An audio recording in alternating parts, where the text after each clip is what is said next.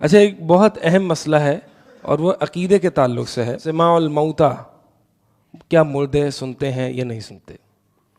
کیا قبر میں مردے سنتے ہیں نہیں سنتے؟ یہ مسئلہ مختلف فی رہا ہے، ٹھیک ہے؟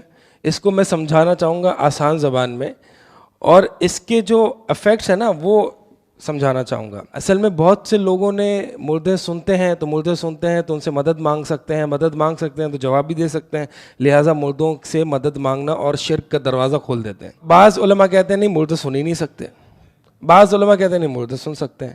اب مسئلہ کیا ہے، پہلے تو اس اختلاف کو سمجھیں، ٹھیک ہے؟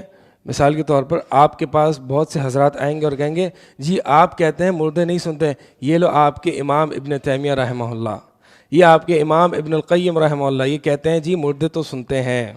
بتانا یہ چاہ رہا ہوں کہ سلف صالحین میں یہ اختلاف رہا ہے کہ مردے سنتے ہیں یا نہیں سنتے۔ یہ جائز اختلاف ہے، یہ ٹالریبل ڈفرینسز میں سے ہے۔ جنہوں نے کہا کہ مردے سنتے ہیں انہوں نے کچھ احادیث سے استدلال کیا۔ مثال کے طور پر جب لوگ اپنے مردے کو دفنا کے چلے جاتے ہیں تو وہ مردہ جو ہے وہ اپنے جانے والوں کے فٹ سٹیپس کی آواز کو سنتا ہے۔ یہ حدیث کتنے لوگوں نے سنی ہے؟ بڑی مشہور حدیث ہے۔ اسی طرح کچھ ایسی احادیث بھی موجود ہیں کہ جب ہم جاتے ہیں مردوں کے پاس سلام کرتے ہیں تو وہ سلام بھی دیتا ہے، اس کا مطلب سنتا ہے۔ اسی طرح نبی علیہ الصلوۃ والسلام نے غزوہ بدر میں کفار کے جو لیڈرز ہیں ابو جہل وغیرہ، ان سے کلام کیا کہ میں نے اپنے رب کا وعدہ سچا پا لیا، کیا تم نے اپنا رب کا وعدہ سچا پایا؟ عمر بن خطاب رضی اللہ تعالیٰ عنہ فرما رہے ہیں یا رسول اللہ، یہ تو مردے ہیں، ان کے اندر روح نہیں ہے، یہ کیسے سن رہے ہیں؟ اللہ کے نبی صلی اللہ علیہ وسلم فرمایا اے عمر، یہ ابھی تم سے زیادہ سن رہے ہیں۔ تو یہ کچھ طرح کی احادیث ہیں جن سے ان کا موقف ملتا ہے کہ مردے کیا ہوتے ہیں؟ سنتے ہیں۔ اچھا، یہ اختلاف صحابہ سے بھی چلا آتا رہا ہے، ٹھیک ہے؟ مردے سنتے ہیں نہیں سنتے۔ بعض سلف صالحین کہتے ہیں رحمہم اللہ کہ نہیں، مردے نہیں سنتے، کیونکہ قرآن میں واضح آیت ہے انک لا تسمع الموتیٰ، کہ آپ ہرگز مردوں کو نہیں سنوا سکتے، اب ہرگز مردوں کو نہیں سنوا سکتے۔ البتہ بہت زیادہ اختلاف میں جائے بغیر جو ایک راجح موقف سمجھ میں آتا ہے وہ یہ ہے کہ مردے عموماً نہیں سنتے۔ اللہ تعالیٰ نے قاعدہ کلیہ، یونیورسل پرنسپل ذکر دیا قرآن میں، انک لا تسمع الموتیٰ، آپ مردوں کو نہیں سنوا سکتے۔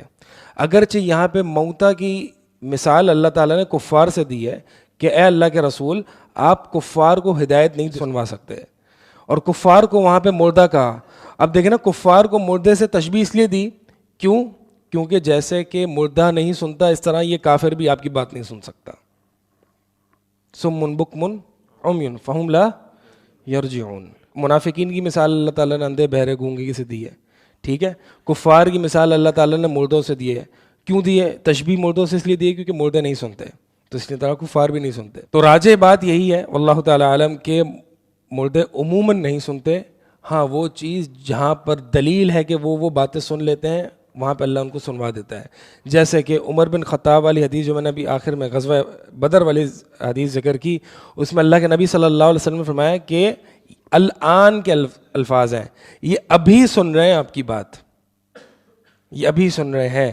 اور عمر نے جو یونیورسل پرنسپل ذکر کیا کہ مردے تو سنتے ہی نہیں، اس کا مطلب صحابہ کا یہ عقیدہ تھا کہ مردے نہیں سنتے، تبھی تو عمر نے کہا نا رضی اللہ تعالیٰ یا رسول اللہ آپ کیسے سنا رہے ہیں؟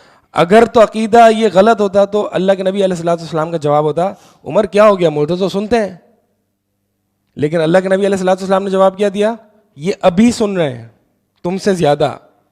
صحیح، جو نبی علیہ الصلوۃ والسلام نے مردوں کا جوتوں کی آواز کو سننا اور سلام کا سننا، یہ سب جو ہے اللہ تعالیٰ ان کی روح کو لوٹا دیتا ہے اور وہ سنتے ہیں، بس جو دلیل میں ذکر ہے وہی سنتے ہیں۔ مثال کے طور پر اگر کوئی شخص آ کے مردے کے پاس کہتا ہے بھائی کیسے ہو، تو وہ نہیں سنتا، کیونکہ عام قاعدہ کیا ہے کہ مردے نہیں سنتے۔ اس سب باتوں کے بعد بتانا یہ چاہوں گا کہ اگرچہ ابن تیمیہ رحمہ اللہ اور بڑے بڑے ائمہ نے اس میں اختلاف کیا اور یہ ثابت کیا ہے کہ مردے سنتے ہیں، لیکن یہ جو سلف صالحین میں اختلاف ہے نا، آیا کہ مردے سنتے ہیں یا نہیں سنتے برزخ میں، اس میں کہیں بھی سلف صالحین کا یہ اختلاف نہیں کہ مردوں سے جا کے مدد مانگو۔ اب ہمارے معاشرے میں ہوتا کیا ہے کہ جی دیکھو اہل حدیث ہو، تمہارے بڑے جو ہے وہ کہتے ہیں کہ مردے سنتے ہیں، تو لہٰذا مردے سنتے ہیں تو اب ہم جا کے مدد مانگ رہے ہیں ان سے۔ ان سے مردوں سے مدد مانگنا اور مردوں کا سننا یہ دونوں الگ الگ مسئلے ہیں. ہمارے معاشرے میں اس کو ساتھ جوڑ دیا جاتا ہے. چونکہ مردے سنتے ہیں لہٰذا ہم جا کے ان سے استغاثہ کر سکتے ہیں. یہ دونوں الگ مسئلے ہیں. بعض سلف نے کہا کہ مردے سن سکتے ہیں، یہ الگ مسئلہ ہے. اس سے استغاثہ بالاموات ثابت نہیں ہوتا. صحیح واضح ہے؟ تو لہٰذا بعض اہل علم نے اگر اس پہ سختی کی ہمارے یہاں کہ مردے نہیں سنتے تو اس وجہ سے کی ہے کیونکہ یہ شرک کا دروازہ کھولتا ہے ہمارے معاشرے میں. سلف صالحین اگر اس میں اختلاف کرتے تھے تو وہاں پہ کسی نے ابن تیمیہ رحمہ اللہ نے کہیں یہ نہیں کہا کہ اگر چونکہ مردے سنتے ہیں تو مردے تمہارا جواب بھی دے سکتے ہیں لہٰذا جاؤ اور ان سے مدد مانگو. ایسا کہیں بھی نہیں ہے.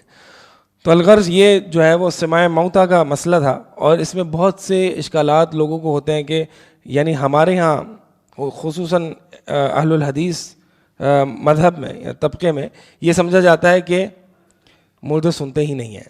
یہ ڈیفالٹ موقف ہے، ایسا نہیں ہے. ائمہ کا موقف یہ بھی رہا ہے کہ مردے سنتے ہیں، لیکن بہرحال اس سے یہ ثابت نہیں ہوتا کہ مردے مدد کرتے ہیں یا مردوں سے جا کے مدد مانگو.